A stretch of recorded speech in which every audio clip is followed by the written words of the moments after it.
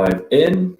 We're live and recording, so good morning, everybody, if you're watching in the UK. Ben is with us in Australia, where it's going to be 10 hours ahead, am I right?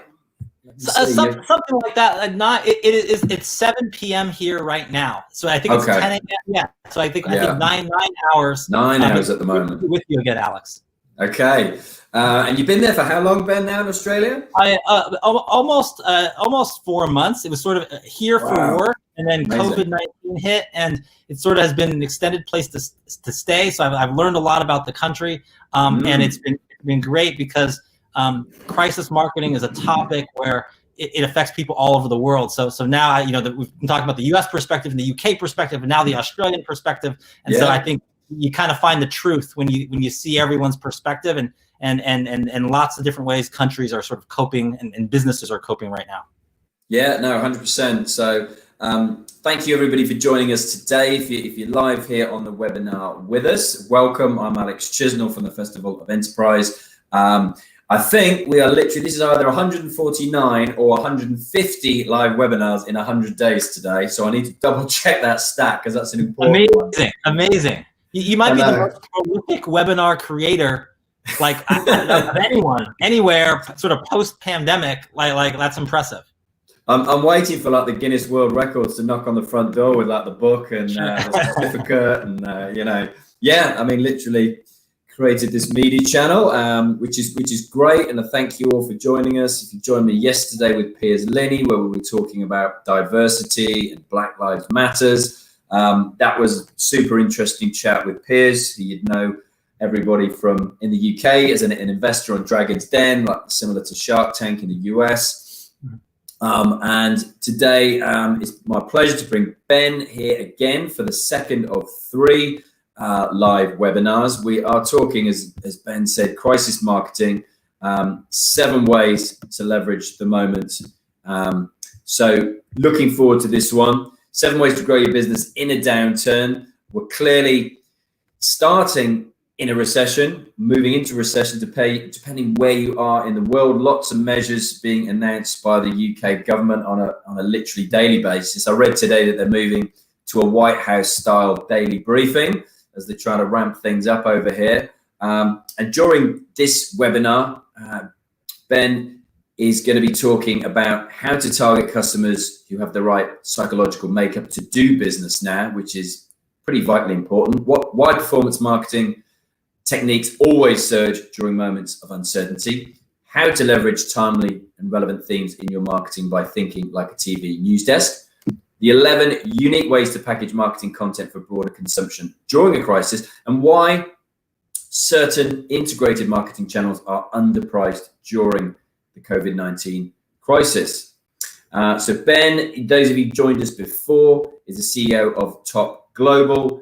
Of his 20+ year career in the media, he's been featured on 5,000+ TV and radio shows, including Oprah and Good Morning America, and media spokesman and advisor for major brands such as Dr. Pepper and the US Bank, and founded a leading global marketing agency with clients that everybody will know, like Citibank and Budweiser, for example. So really looking forward to this. If you're watching on social and you want to come and join us for the conversation, literally go to festivalofenterprise.co.uk and you can jump in here and join the interactive experience. If not, if you're on a beach or somewhere scrolling on social, watching this on Facebook or Twitter, that's absolutely fine. We're cool with that.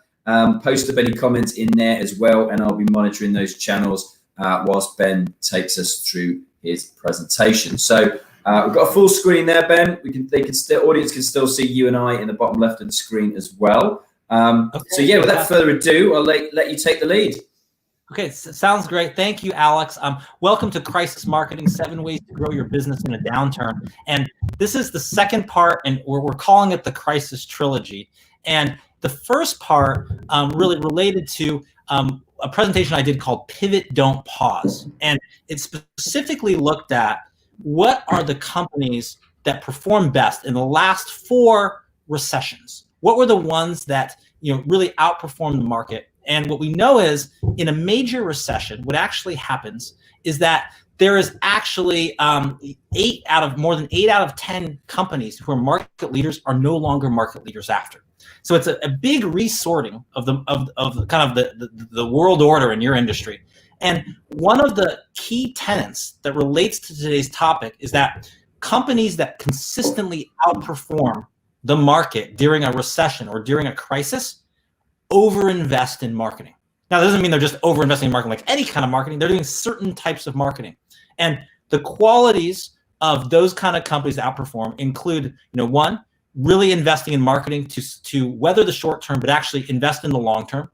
2, invest in R&D. So that's the second characteristic. And 3, accumulate underpriced assets. But the number one most important element is actually marketing. And so we really wanted to look at and study crisis marketing. What are the things that you can do now to actually grow, to not only just survive, but to actually thrive? And before we get going, I'll do just a quick, to give you a little bit of a sense of my perspective on how this works, is that really my career got launched in a crisis, in a downturn. And that was around the time of the dot-com bubble. And this is sort of me on the cover of my first book, How to Go to College Almost for Free. And I launched the book in a crisis, sold 2.5 million copies worldwide. And a lot of that was trying to figure out, how do we add value to the conversation? How do we sort of leverage the moment? And how do we then be relevant and do what a lot of people don't realize can be done, which is accelerate thought leadership to do it and to kind of leverage different marketing channels. So one, my perspective is kind of born out of a crisis, a past one. And then second, some of the perspective is I was the pitch trainer for something called Startup Chile. If you haven't heard of it, it's kind of like one of the amazing incubators, kind of pre-incubators around the world for startups. And I was the pitch trainer. I was the coach. I was the person who trained people how to pitch investors. And so a lot of this for those kind of companies that were facing all kinds of different, kind of economic conditions back home. And in fact, at the time, even Chile was sort of recovering from an earthquake. A lot of it was kind of fine-tuned in how in companies across lots of different industries can you not only survive but thrive. And then finally, kind of last part I do about me, and then the rest will be all about what you guys can do, is these are some of the agencies in our top network. We're a global network now of 10 agencies that span lots of different areas. And so we are using these kind of marketing tactics every day to help our clients succeed. And you can learn more at topagency.com, which is kind of the parent website for all the individual agencies. So with that being said, let's jump in and actually I should say one more kind of little side note is that some of the tactics I'm going to pull today are from PR Hacker, which is one of the agencies within Top Global. And specifically, we're going to talk about how earned media and how you can use earned media as one of the channels you can use. Really gets ramped up during a crisis and why that is. Okay, so let's move on to 7 ways to grow your business in a downturn. And the first way is to build credibility via social proof. So one of the things that is unique in a downturn is that actually, in terms of social proof, suddenly new companies, new thought leaders, new CEOs, new founders rise to the top in those moments. So leveraging social proof, basically others who say you're doing great, it's a great time to do it in a crisis because the whole sort of thought leadership, world order, who are experts gets reset. So investing in social proof, which is like, what are the organizations or influencers or, that kind of give us proof that we're credible, you can ramp that up in a crisis. So let me give you kind of 3 examples of that. One is you can generate a high quantity of media mentions at a regular cadence to show widespread reach. So in a crisis, what happens is that everything's different. Nothing's the same.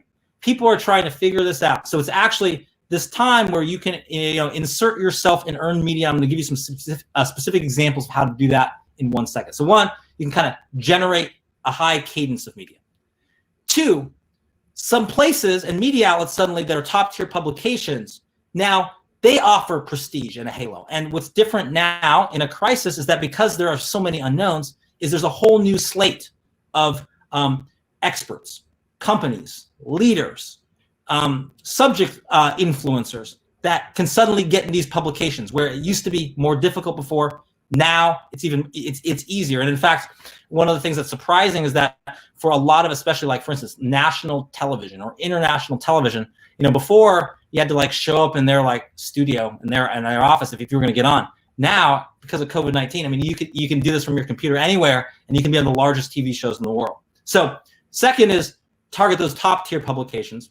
And then third, align social proof efforts to key industry verticals that match your sales goals. So because this is being reset now, whatever industry you play in, suddenly you want more credibility in that industry. So what we're kind of saying when we're talking about social proof is during a crisis, you can become an expert in what took 3 years. Now you can do it in 3 months if you're smart about how you do it. So let me give you some examples of blueprints we use to do that, because you might be saying, okay, this sounds great. I would like more social proof. I would like to be thought of as an expert. I want to get on TV, but how do we do it? Or I want to be quoted by the New York Times or the Financial Times. How do we do it? So one of the ways is there's a number of ways that we can use kind of blueprints, which are ways of structuring information so that media outlets can consume it. So here's the first example, geo-ranking blueprint. How can we compare different regions to each other to generate local news at global scale? So one of the ways that we create a story that media wants to cover is we can rank geographies together.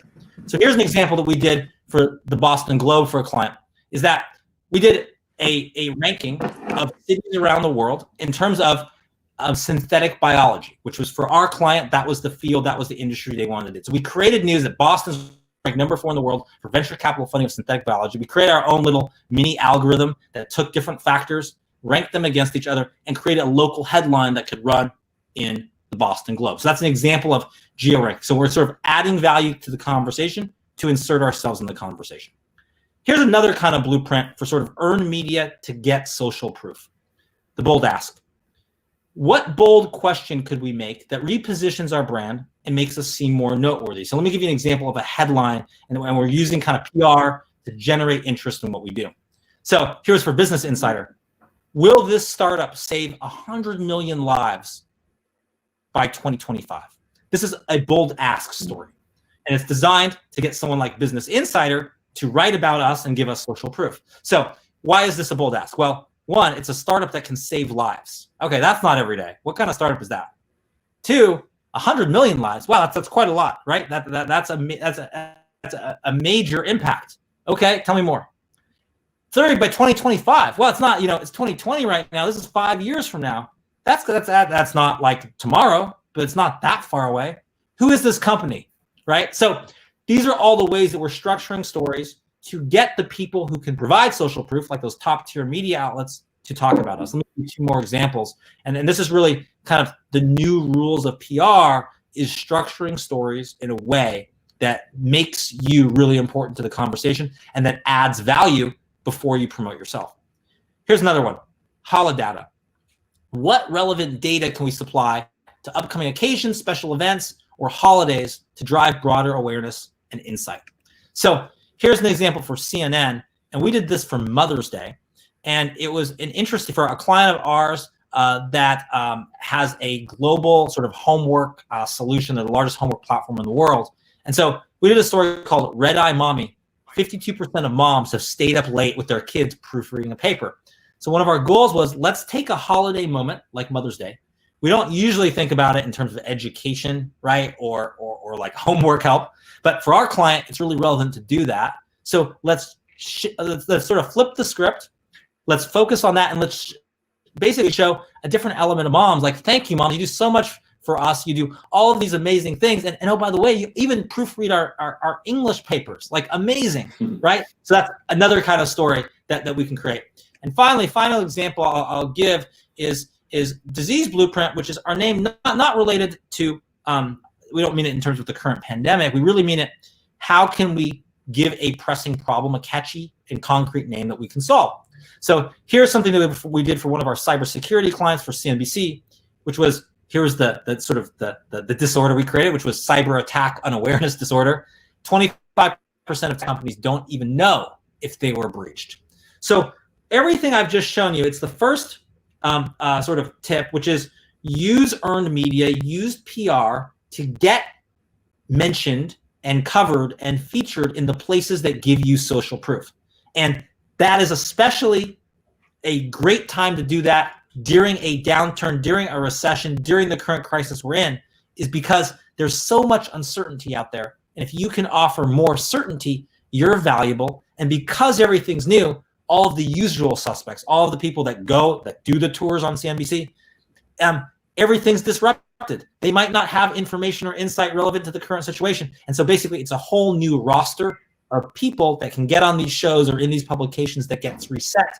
And that's why that is the first way to grow your business and grow your presence in a downturn, right? And for all of these stories that I've given you some sample headlines. We might do 8 different versions of them, A/B test them against each other to find the story that really resonates the most. So that's way number 1. Alex, question for you: do you yourself get involved in PR or earned media channel, or is everything you're doing like a kind of paid or owned media? No, we do.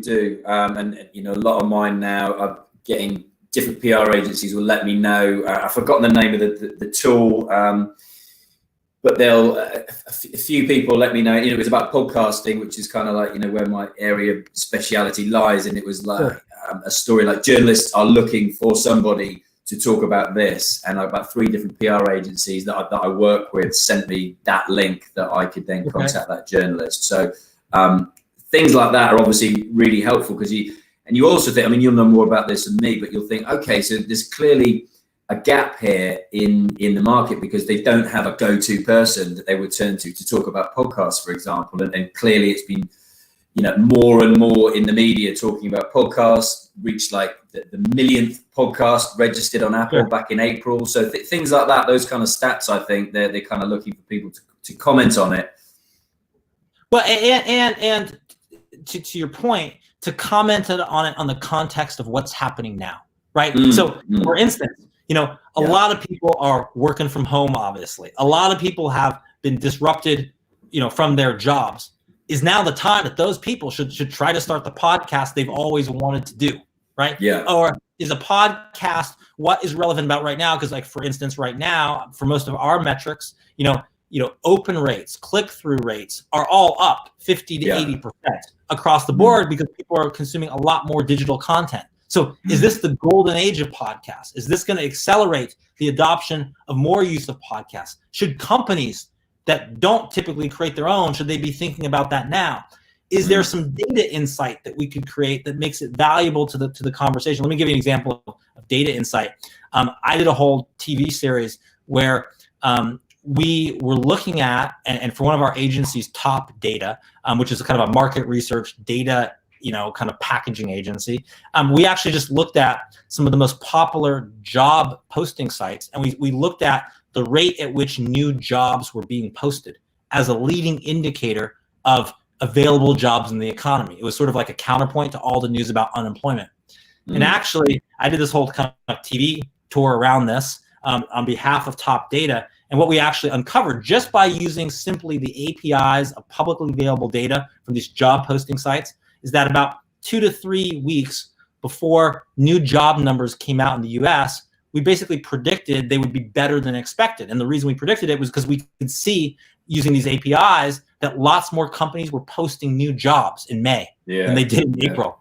And then they did towards the end of March. So that's a simple way to use data to make yourself more relevant. And suddenly you do something like that, and then you're a thought leader on job creation or on the economy or on unemployment in a way that is actually quite simple to do. Our team did that in probably 3 hours to create the initial index, and yet it was something that no one else had. So all of these are ways to like leverage earned media. And that's kind of the first way. Does that make sense, Alex, or did I? Yeah. No, I think it's brilliant, and I just think how do you? Obviously, you've got a lot of experience. So how do you come up with such great titles? That are so attention grabbing. I know you've got like a big team that are used to doing this kind of thing, but I'm thinking more, from an SME point of view, those people who maybe. Taking a bit of a hit during the crisis, or they've furloughed people, and people are now coming back into work, etc. Where would you advise, kind of research would you start thinking? Because like you say, you might run with 8 different titles and test them and then measure the success of each of those titles, and then run with the most popular. Sure. Well, how about this? I'll give you a 10-second to answer to that right now, and then I'm going to give you a lot more later. The 10-second answer is, here's the formula for what we call viral velocity, the speed an idea wants to spread, and that is this: viral velocity equals simple plus surprising plus significant. You've got to make your idea, your concept, super simple to understand because everyone's busy. You got to make it surprising because everyone thinks they've heard it before. Oh, wasn't this like this other thing I saw? And you got to surprise them. And significant, you got to say something important. So simple, surprising, and significant is how you do it. That's okay, it was more than 10 seconds. It was probably like 16 seconds maybe. So 16-second answer, and then let me delve a little bit deeper later in the presentation. That sounds awesome. Good. Okay, so number 2 strategy for kind of like actually growing your business in a downturn is warm up cold leads. Warm up cold leads. And here's a question for you, which is, and this is for the audience, and I don't know if we want to get a little bit, if we have some folks posting in the chat room. The question is this: how many LinkedIn posts have you done in the past 30 days? I'm just sort of asking, like kind of think back. Is there somebody there, like, have you done one maybe in the past 30 days? Like, and we're saying a post, like something of value to in your, I don't know, maybe 5. Or some people, like, are there some really, like, people who are doing this daily? Like, Alex, are you posting on LinkedIn much, or your team posting, or not too much? Yeah, no, it'd be good to get people to post up their answers. Absolutely, I've just popped in the chat box. And again, it's one of those things that I always, set myself personally, a goal to do, which is, to try and post something every day. But when you talk about, posting something of value, rather than just almost like a promotional post. It's not like I ate a ham sandwich today. Here you go. Yeah, that's right. Exactly. You can do that, but it's trying to do value. So let me. If you have some answers coming in, I'm kind of curious, like how often you post. Let me kind of give you a sense on this B2B company. If you're a B2B company and you're not posting on LinkedIn at least 10 times per day, you're going to seriously regret it. And I don't mean 10 times for just one account, right? That could be, you got multiple people, from their own personals plus your company account. It doesn't have to be like all one account. But let's talk about why warming up cold leads is important right now, and why LinkedIn is a great way to do it, in particular if you're a B2B company and you're targeting people there. So here are the times when you could get unfair social media reach on different social media platforms. So on Facebook, 2012 to 2016, that was a long time ago. You could basically, like, if you just posted a whole bunch, you would sort of when I say unfair, you didn't really earn it, right? You didn't like make an amazing quality post. You just kind of posted, and they're going to show it to more people. You just get more audience for posting. That was Facebook quite a while ago. Instagram, that came later, right? 2014 to 2017, golden sort of age of Instagram. On LinkedIn right now, the golden age is now. Basically, there's no penalty for posting a lot where, if you post a lot and you don't get engagement, it's going to show you to less people. It's just like the more you post, the more you get right now on LinkedIn. So it's a great way to sort of stay top of mind. And that's one of the first things, is that for in a downturn, you may have clients or customers or people that are prospects or leads. And some of them may want to do business now, and some of them may be like, no matter how great you are, they're not going to do business now. So what you need to do is you need to find a way to stay top of mind for both of those groups. So if there is someone that is looking for a solution now, they think of you. And even if it's not, you've consistently engaged with them. You've consistently added value so that, 4 months from now, when they're looking to market again, or they're looking to purchase this again, or they're looking to grow again, you're the first call they make, right? So let me kind of give you an example of how you can do this. We call it a LinkedIn Inception program. And the goal is to influence the perceptions of a specific list of business targets by basically deploying content to their personal and professional social media feeds, all without them realize they're being targeted. So one of the things you can do on LinkedIn, you can do organic posts, but you can also say, I'm going to create this ad. It's expensive to advertise ads on LinkedIn, but I'm going to target it at only 100 people. And actually, I'm only going to have to pay if they actually click, right? So it's an expensive platform, but you can do something on a very small group of people So much so that you can actually stay top of mind, influence the small group of people without them realizing they're being influenced. So who are your top 100 leads, your top 100 prospects, your top 100 customers? That customer you used to have that you lost that you want to get back, that amazing, business that you'd love to do a deal with or a partnership with. Who are those 100 people? And LinkedIn is a fantastic way to target, and this kind of LinkedIn Exception program is a way to target and stay top of mind. So LinkedIn, in my opinion, is very underutilized by businesses of all industries, but especially if you're a B2B business. And LinkedIn can help you create lead awareness, so you can make them aware of your brand and your brand value proposition. It can project an enhanced image, so you can have an image that's maybe bigger than you actually are, like where you want to be in 2 years. You can project that then, and it can support partnership deals, right? So it can support conversion of other things. So LinkedIn is a great way to do that. In my opinion, it's underutilized. And the question is, why is it now a great time to use LinkedIn? Like, why are they allowing you to get sort of unearned reach? And the reason is it's shifting to become a publishing platform. It used to not be that way, right? It used to just be like, it's for connections, it's for networks, it's for making those connections. It still is, but now it wants to become a publishing platform, right? You can create articles on LinkedIn. Now there's LinkedIn Live, where you can actually create live video. They want it to be a content center. And so now's a moment to take advantage of that. All right, brings us to number 3. Become a category thought leader. A downturn, a recession right now is a great time to become a category thought leader. And one of the fastest ways to establish your thought leadership is what I alluded to earlier, and I want to go a little bit deeper in, to become a source of truth for data in your industry. Now, on July 13th, we're going to do a whole presentation, as you know, Alex, for your Festival of Enterprise followers on how to become a thought leader specifically, and we're going to go deep. But I want to tackle one of those ways now that's part of your crisis marketing toolbox. And here is how to create data-driven news.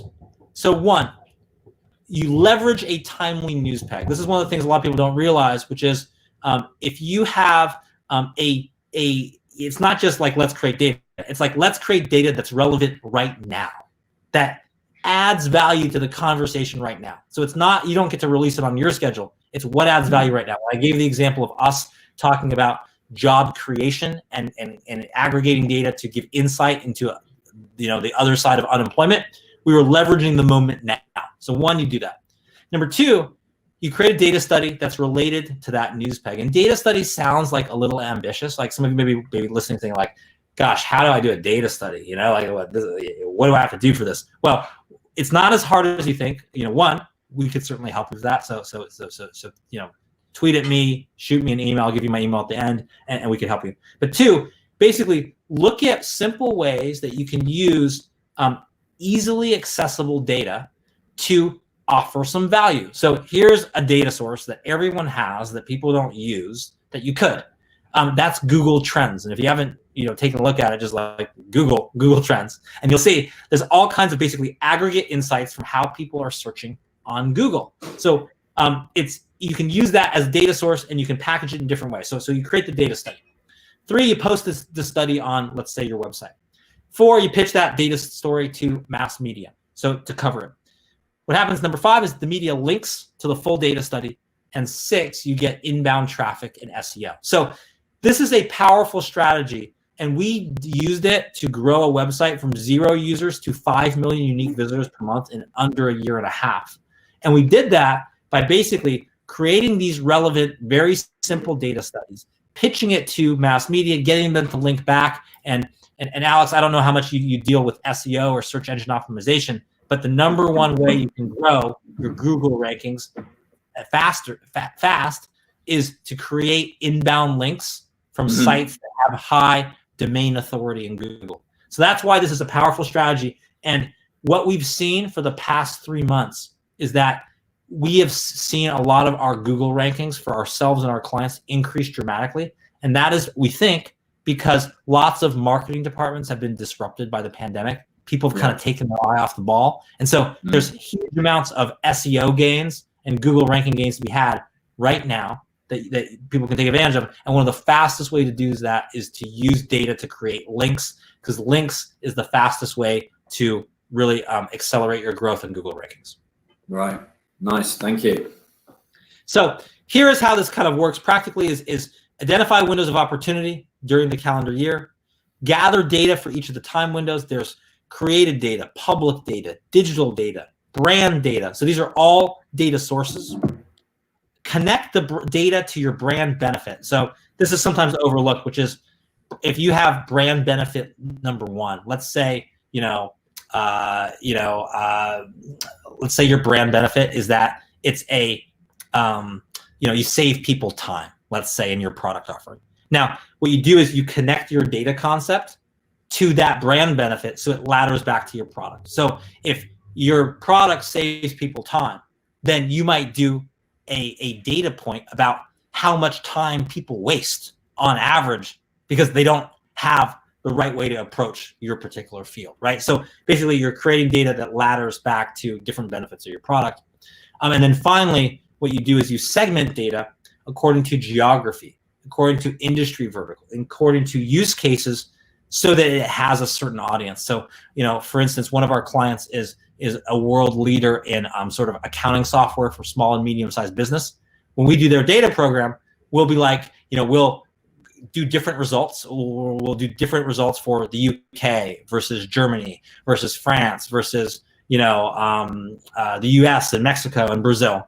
Then we'll go in and do different results of their data study for different industry verticals. So we'll go do, okay, here's the result for, their accounting insights for people pursuing, sort of marketing fields versus professional services versus financial services versus healthcare versus consultants. We'll go do that. And then we'll also do use cases as well. So these are all ways to use data to be relevant to the conversation. And it's a great way to become a thought leader fast.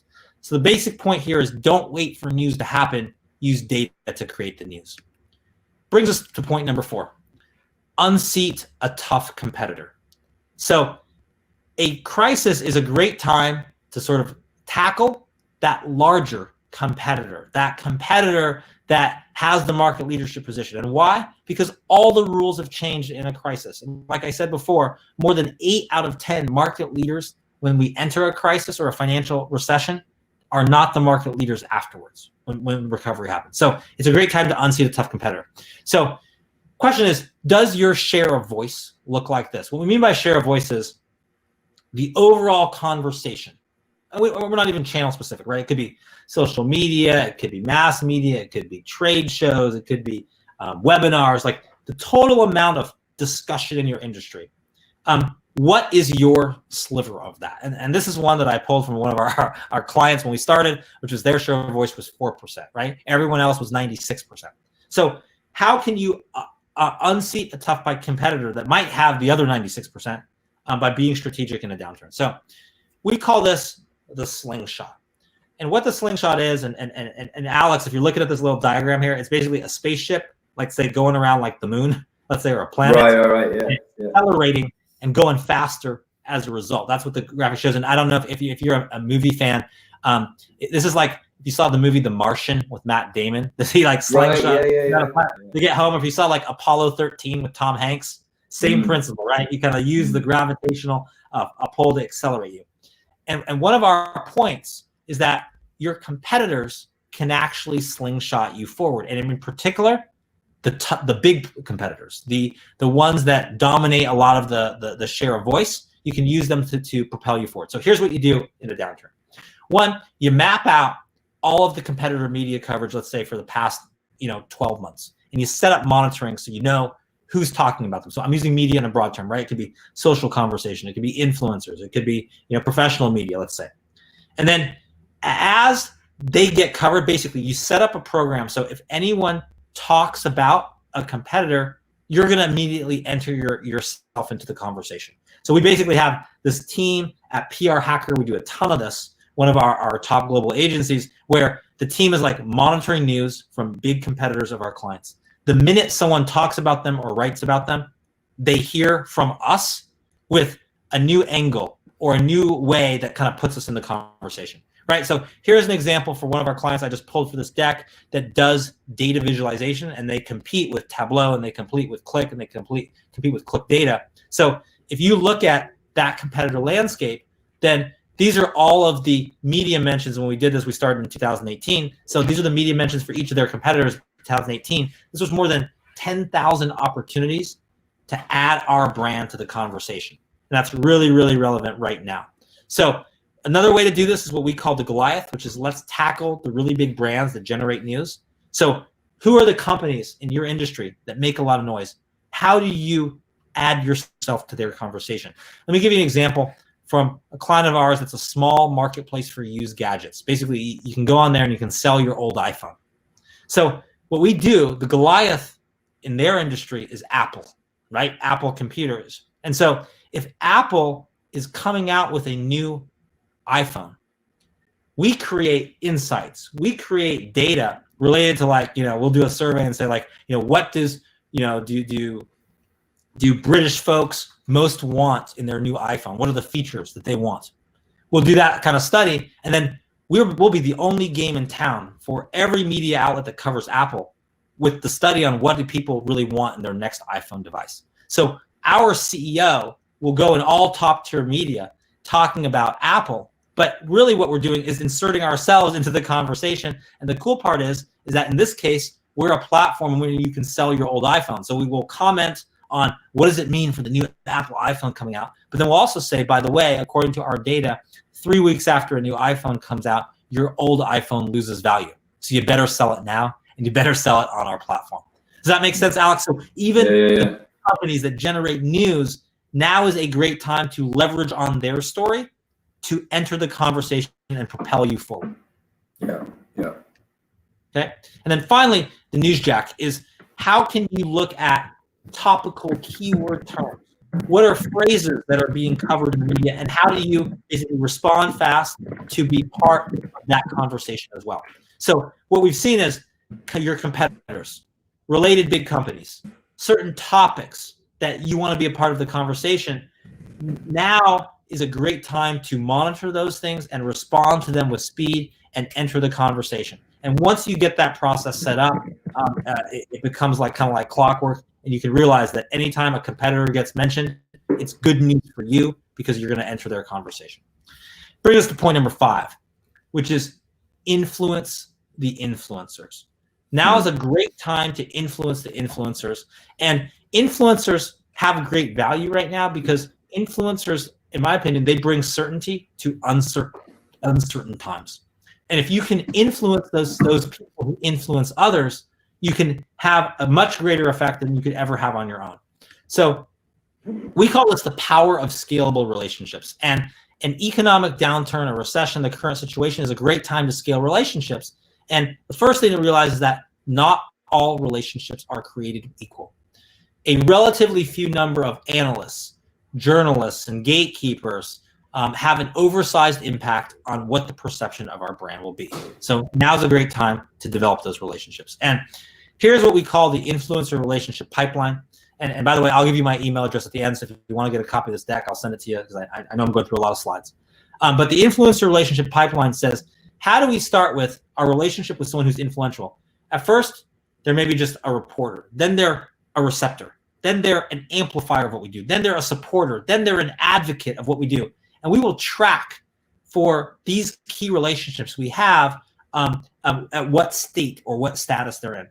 And what we've really found for a lot of our clients now is it's a great time to accelerate your relationships with people, especially in this downturn, because it used to be what would happen is if you want to have a meeting, you're like, yeah, I'm coming to your town. I'm going to be there for a conference. Do you want to have a cup of coffee with me? Follow up a few times, try to convert that sort of moment. Or else they'd say, yeah, we could, but let's wait till you're in town. Right now in the current pandemic, no one's waiting to do a face-to-face meeting, right? So you can do a Zoom meeting instead, or you can do your Google Hangout instead. So it's a great time to develop those influencer relationships. So here is some of what we do as an agency. We'll do 360-degree activity tracking. So those people that we want to develop a relationship with, we will track everything they're writing, they're saying on social media. We'll try to find ways to add value to their conversation. And here's an example from an actual client where Lauren Good, who's a writer for Wired, We wanted to have a relationship and improve the client's relationship with her. So this is our process of basically moving her along the path from reporter to receptor to amplifier to supporter to advocate. This is how we would do it. And one of the points I want to make here is this isn't about, kind of being opportunistic and like, I'm gonna, develop this relationship because it gets me a lot of stuff. What it actually is about is like actually enjoying the process of connecting, adding value, trying to add value to Lauren to make it easier for her to do her job or find a great story or get a great interview. And in the process of that, building a relationship that also allows our message to come through as well. So that's really the mindset you have to go in with this, which is not that like, yeah, I'm developing these relationships and it's one-sided and I'm going to like take. Instead, it's like, how do I give to the relationship? How do we get a mutually beneficial exchange? And how are we all better off from having engaged as well? And so in our opinion, we will create a top 40 list. So the top 40 relationships in our industry that we want to cultivate. And the reason it's 40 is that we tried doing it with 10 and that wasn't enough scale for us, right? To really move the needle for our business or for our client's business. And then we tried 100 and that was too much. Why? Because it diluted your focus on really focusing on those that really are the most influential and can influence the influencers. So that's why we sort of tried a lot of this, did hundreds of these kind of campaigns around this, and realized that 40 was a great number. Brings us to point number 6, and as we kind of get near the end of the webinar here, and that is bolster your brand reputation. The current crisis is a great time to sort of shore up your brand reputation. And here's an example and a question to ask, which is, how much business do you lose from legacy reviews or comments that don't even reflect your current product? I want you to think about this for a second. Like, for those of you who have, let's say, a certain product we released, and like now you're on version like 7 of that product, and think back to when you released version 1.0, right? And probably when you released version 1.0, in fact, if you followed like the lean startup methodology for creating a company, you would have probably had a minimum viable product, right? You would have had like, okay, I barely got this out the door. It's version 1.0, and maybe a bunch of people like said, oh, you don't have this feature, you don't have that feature, I noticed this bug, and that's kind of your online legacy is all of those comments. Meanwhile, you've done 6 later versions. You're not even the same product that you were back then, but yet this online legacy follows you around. So now is a great time in the current crisis to do a few things. One is respond to negative criticism. All of those places online where you kind of got like a less than positive comment, now is a great time to respond and bolster that and not leave those unanswered. Number 2, enter competitor discussions. So maybe it's like it's a forum, it's a comment, it's another post about, in this case, I pulled an example from one of our clients that does work in sort of like in internet telephony, and they complete with Grasshopper. And so here's Vonage. And so here's an example of looking at competitor discussions we can enter. And then finally, product questions. Now is a great time to do that as well, to answer some of those questions. So, this is a moment where a lot of people neglect these sort of things. People are cutting back marketing. It's a great time to basically redo your digital footprint. And Alex, one of the things I think for a lot of businesses is like, this digital footprint actually is your storefront. Like, it's more important than like a physical store on a street, because how people perceive you is through all of this. And a lot of people focus on their website. We help develop websites for folks, but we also have an offering that we do, which is like, let's clean up your reputation online. Let's make positive some of those negative areas. And it's a great time to do that, because 1, others are taking their eye off the ball.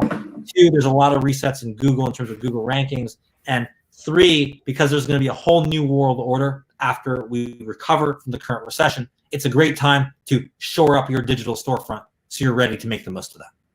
Does that make sense? Yeah, that's interesting, isn't it? There'll be a new world order. Yeah, I think absolutely. Without getting too Star Wars on you, I agree. Yeah, interesting, okay. Isn't it? Okay. So And so here's one of the things we do is like, and you can do this. There's different kind of like online tools you can use as well to kind of like search for like almost like track and have alerts on what's being posted. It's like you can look at different basically alert services. You can start with something like Google News, which is free, but there's kind of more sophisticated ones as well. And like we will monitor like posts from 100,000 different websites. We'll monitor Q&A sites like from Quora to very specialty websites, curation sites where they're curating different content. We'll look at specialty forums overall. And so basically look at all of that, look at all the comments and try to like reinforce brand perception on those. Yeah.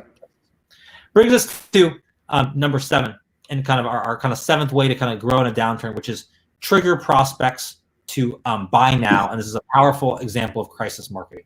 So I want to give you an example from Postmates, food delivery service. And by the way, do you guys have Postmates in the UK? Are you familiar, Alex? I don't know the name, no. You don't know that? I think, what is your food delivery service in the UK? Postmates pretty big in the US, but what is like, there's like Deliveroo, there's, exactly. Yeah, Deliveroo, absolutely. Yeah. Yeah, so Uber Postmates, Eats, yeah, those guys. Yeah, is one of the companies in the US, client of ours, and here was the Postmates challenge that we accepted. It was, can we get 1,000 new users for Postmates to download their app and buy something in a single day without using any traditional paid channel? So we can't run ads.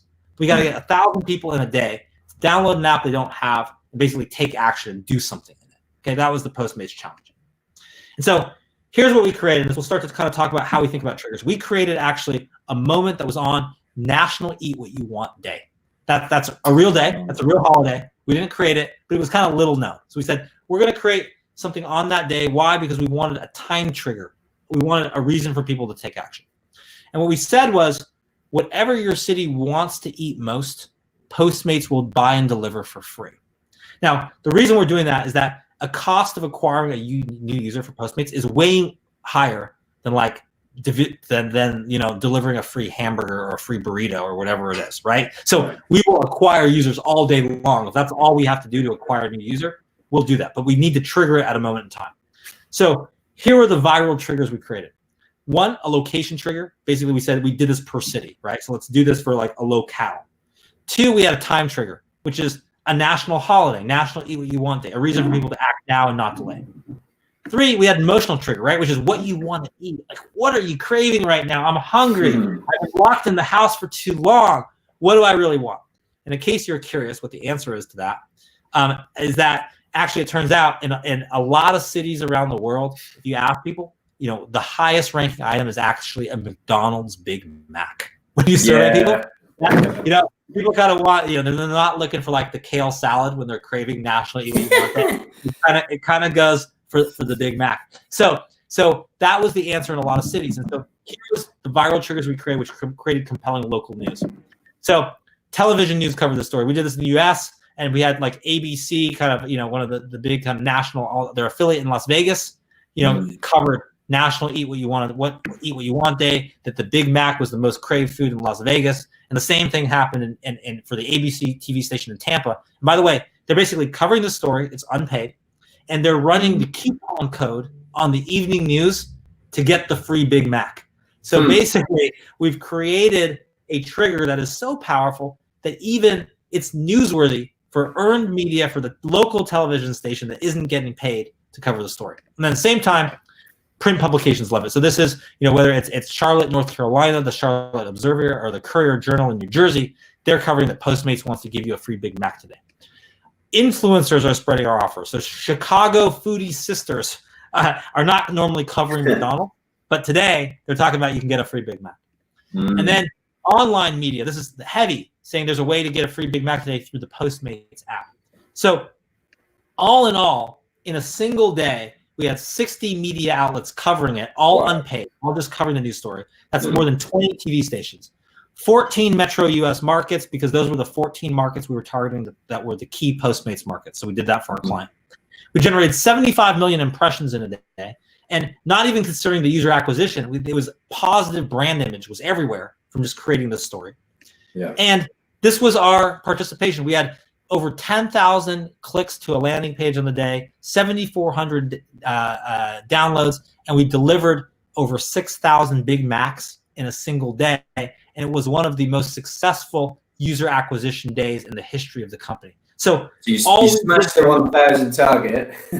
Yes, we smashed the 1,000 target. Jeez. And all we were doing was creating triggers for people to take action using different principles of virality.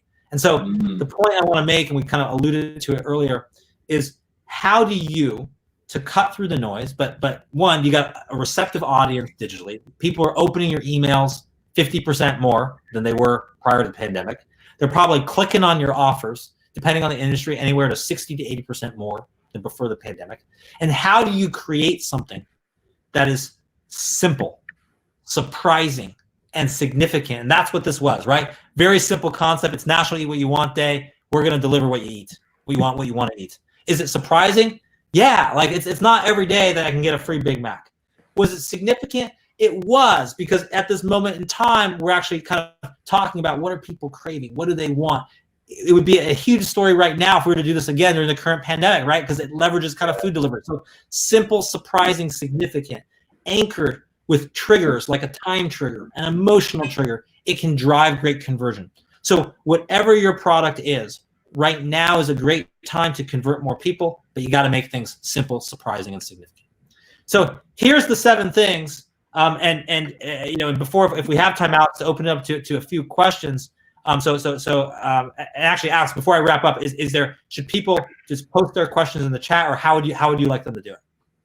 Yeah, absolutely. Yeah, I popped the notes in there. Just people are taking notes. A couple of people commented they're busy taking notes, too busy to write a question, they said. But yeah, absolutely. Just if you're finishing up with your notes, just pop a question in. We've probably got time for a question there. I'll give you time to think, and we'll sort of wrap up with questions. But let me actually summarize what we talked about today and give you kind of some of the most important thoughts. So one, how can PR and marketing scale growth in a crisis? How can you not only survive but thrive? One, build credibility via social proof. We talked about how social proof is easier to get now from a lot of these like top tier media sources because there's so much uncertainty. You want to warm up cold leads. We talked about LinkedIn being a great channel, but it's not the only channel to stay top of mind. We talked about becoming a category thought leader. There were different ways to do that. We talked about how data is a great way to just become valuable, because if you have data that's valuable, you become valuable. We talked about unseating a tough competitor, basically tracking and following their footprint, what they're doing, and then inserting yourself into their conversation. Remember the Apple example. We talked about influencing the influencers. Now is a great time to develop and nurture relationships, and those relationships that make a huge difference for your business. We talked about bolstering your brand reputation. Don't let that negative news that was from 5 years ago that doesn't even reflect your current business now, don't let it stand. There's things you can do. And then finally, trigger prospects to buy. By now, I just gave you the Postmates example about leveraging different offers in a simple, surprising, and significant way to drive action. And as we see if there's any other questions, or if you have questions, Alex, if you want to follow up, if you don't think of a question now and you think of one, you're like, I must ask Ben, email me, ben.kaplan@prhacker.com. And I'm also happy to share the slide deck. If you were madly taking notes and you didn't get everything down, then email me there and I'll be happy to share that with you. And then let me take a screenshot of that, Ben, and I'm going to send an email after this to everybody who registered as well, because I know most people watch this, on the replay. Obviously, they can't get here at this time, so we get most people watching it on the replay. And just to let you all know, because this is the most popular question I get, is when is the replay available? The replay is available as soon as I press end broadcast. It takes about 10 seconds to recalibrate and then restream. So that's when it is available. Paula, thank you for joining us again. I know you've watched a few. I think you're on the last one with Ben, actually. I know you've been on a few of these. And she says, simple, surprising, and significant is my new mantra. Many thanks, Ben. Fab webinar. Garfield, some really powerful ideas. Busy taking notes. And for all those people, one, thank you for the kind comments, and two, this is really relevant to the slide you see now, which is what is the one thing, and this is what I always ask. I love to know what is the one thing that sticks, or the one thing that's useful, or and even when I attend webinars, what I always try to do is I might have 27 ideas, but I try to be what is the one thing I'm going to take away? Because I know if I take away one thing, I'm better off than when I came. And I don't, and I just want to make sure I'm better off. So if you tweet at me at Benjamin Kaplan, and the question is, what is the one thing? What is the one thing that you remember, that you're going to take with you, that you found most useful? That would be amazing for you to let me know. And then I'm also going to do this. So if you want to connect on LinkedIn, this is actually my one. You can just go to that URL address. And two, this is a little trick, little hack. If you're using the LinkedIn mobile app, which is go to the search bar on LinkedIn, click that little, it's small on the right hand side of the search bar, which is like the little QR code icon. Oh yeah, I've just done it.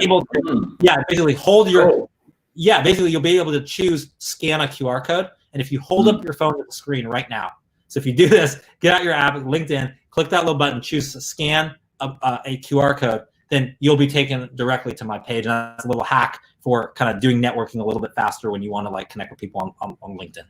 That's so cool. I've just done that. And yeah, brought out my photo, and it literally then the LinkedIn pops up saying, would you like to go to LinkedIn? Boom, straight to your page. That's so cool. Yeah, straight to my page. Send me a networking request. Just say, hey, saw you at Festival Enterprise, would love to connect, and then I'll accept, and we can connect that way too. So Alex, any other either questions you have before I wrap up with the final thought of the day? Yeah, so I'll give you my take. So I put this in my notes. Simple, surprisingly equals significant. That's my one takeaway, because there are a whole bunch, and I've been busy screenshotting as we've gone through and posting up on our Instagram channel for people and tagging you in there. So I've been busy doing that. But yeah, questions. So I've been getting questions to the private channels here, and we've got time for maybe a couple of quick ones before the next webinar. So question is how, so you say influence the influencers. Sure. Yeah, so how relevant, I've got a few questions around this, so let me kind of try and bring them into one question. Do you think influence are still as relevant now as they were 100 days ago? Are people, and I'll add my little bit to this, are people not seeing through influencers, but it's a bit more obvious that they can see the financial gain they're making through that? You know, I know it's been said before, but yeah, what's your take on that? Well, sure. Well, one, a crisis time is actually a really important time for influencers, where actually, you know, the value of influencers goes up. And I don't just mean like influencer by like any old blogger or anyone who's like a social media person. What I mean is that there is a shortage of certainty right now. We have a lot of uncertainty. And when there's a lot of uncertainty, those who can help us find more certainty, right? Those who essentially are influencers, because they help us get to a more certain future, become valuable. So that's why I mentioned before, like if you can use data to become an influencer, what are you providing? The data is providing more certainty. So basically, there's kind of like a high demand right now for more insight that can help us navigate this very difficult time. And at the same time, there's less supply. Why? Because lots of people have been disrupted. Lots of companies are doing less marketing. They're doing less content because they've had layoffs. There's other reasons. So right now is actually a great time to be an influencer. The second thing I'll say is that, let's say you don't want to be an influencer, but let's just say you want to leverage influencers. Now is a great time to do it, because for a lot of influencers, their kind of paychecks sort of dried up because lots of brands have less marketing. They're doing less deals. And so for particularly, I mean, there's certain types of influencers, like, you know, travel influencers, for instance, right? Not a lot of deals being done. They are really much more open to more kind of partnerships, much more open-minded right now. So this is a great time, because basically influencers have less work, that if you want to leverage that as a marketing channel, and by the way, if you do, send me an email, because we're a big influencer marketing agency. We have our own network of 4,000 plus influencers. We do this all over the world. But now is a great time to get a really good deal or a really good partnership with an influencer, because there's a little bit of a low supply of deals to be had, and more people are being open-minded and accepting more types of things. Very good. Yeah, Garfield says, this is how I interpret you. I love the strategy. Start with what you were trying to achieve and build a funnel. All activity will lead to the goal. How do I use these PR and marketing ideas in sales? Big question. Sure. That's a great thing. And actually, I do a whole other presentation, actually, maybe we'll have to do in the future, called sure. for your audience, called Accelerate Your Sales Cycle. And it's specifically about how to speed up the sales cycle. I would say one of the great things you can do, and it's a big topic, but I'll give you kind of one concrete thing, which is you always want to leverage social proof as part of your sales process to accelerate the cycle. So here's what I mean. Anytime you're sending an email to a prospect or a lead or potential client or customer, you kind of always want to have the PS. And what the PS is like, PS, you may have just seen me on CNN, or saw this comment, or what this influencer said, or saw this other feature article we wrote on Medium. So you always have some other type of social proof attached to everything that you do. And the reason that is significant is that all of us, when we evaluate whether we're going to become a customer or a client, we're not just looking at dots, we're basically connecting the dots to show a trend.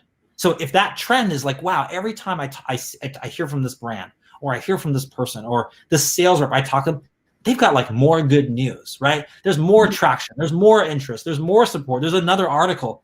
Pretty soon you connect the dots and you put that trend together, and you're like, wow, this is a fantastic company or brand or product. So that's one strategy right now, I'd say. And maybe, since I know we're a little bit short on time, like a final thought that I would sort of wrap up with for everyone listening that wants to get practical results, that doesn't want to just learn this, you want to like get results, is that what I would focus on is not that you have to do every strategy that I've just talked about, but focus on one or two or a couple of these, very few, and incrementally improve. What I mean is that you don't have to do everything overnight, but if you're, for instance, trying to make your marketing content more simple, surprising, and significant, make it 9% more simple, right? Make it 7% more surprising. Make it 12% more significant. Increment it, improve it, and it's like compound interest. You make these small changes, and over time, it compounds, and you get better and better and better. So my advice for you, and probably my most important point of the day, is that it is a great time right now to market in a crisis if you're strategic about it. Companies that will be the most successful companies that emerge out of this downturn will the ones who will be very sort of bold and aggressive with their marketing right now. And don't try to do everything at once. Try to incrementally do the things that can position yourself for success. Try to do the things that help you weather the short term, but succeed in the long term. Get better every day in small ways, and pretty soon those will accumulate, those will aggregate, it will start to compound. And it's not so much that you have to revamp a whole marketing program right now. Do little things that make a difference, and it will pay off. And if you do that consistently, ultimately you'll be in the top 9% of companies that not only survive but thrive. And 3 years from now, you could be the market leader in your industry. Yeah, do you know what? That's awesome. And I love that compounding analogy, because even if it's just 1% a day, this time next year you'll be 365% better than you were today. So prevent overwhelm, everybody, because I know what people are trying to work on so many different things at the moment and trying to position themselves as the authority in the space, the person at the tip of everyone's tongue when the economy fully opens up. But just trying to get 1% better each day with your marketing, with your PR, with your relationships with journalists and clients. It's going to make you a whole lot better, because, as Ben says, it just compounds, and then you build something called momentum, and it's like the rock rolling down the hill, isn't it? So more nice comments, more gems of wisdom. Many thanks, Ben. Yes, it's quite easy to give into panic and overwhelm these days. It is for everybody, but I think that's a great way to wrap up, Ben, with what you just said, to be honest with you, with the compounding. 100%. Okay, well, thank you so much. I'm super excited to hear from all of you watching, and let me know how's it going. And then, Alex, you got a ton of great webinars between now and then, but we're coming back on July 13th. So mark your calendars, July 13th, and we're going to do a session on how to become a thought leader during crisis times. That was a little part of this presentation today, but now we're going to unpack the dynamics of thought leadership. And thought leadership basically allows you to pull more people towards you, or more customers, rather than push yourself towards people. And so I'm looking forward to July 13th. Yeah, me too. And we'll send an email out now just to remind everybody who registered here, who's going to be watching it on the replay as well, to mark your diaries for the 13th. And we'll look forward to seeing you all then very soon. So where are you going to be, Ben? You still going to be in Australia then, or are you moving close? We'll see. Maybe back in the US, we'll see. Kind of monitoring it day by day. But wherever I'll be, I'll super look forward to chatting with you again, Alex. Thanks so much. Awesome. Thanks, buddy. Enjoy the weekend, which is just about to land on your side. So have fun. Okay. Cheers. Take care. Bye-bye. Cheers, everyone. Bye-bye now.